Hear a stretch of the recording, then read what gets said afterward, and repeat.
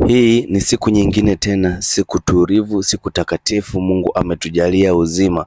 Najaribu kuhakikisha hela hapo ili niweze kufanya malipo nikiwa DHL hapa, ili mzigo wangu upelekwe moja kwa moja Marekani kwa mgonjwa ambaye amelipia dawa zake akiwa na changamoto ya acid reflux pamoja na vidonda kooni ama tonsils stone. Amehangaika nayo kwa muda mrefu hadi imekuwa chronic, lakini amechoka na usumbufu huo, akaona alipie dawa moja kwa moja ili apate suluhisho la kudumu na aweze kuondokana na changamoto yake moja kwa moja. Na mimi nimefanya uaminifu hapo, nipo nalipia mzigo ili mzigo wake usafirishwe moja kwa moja.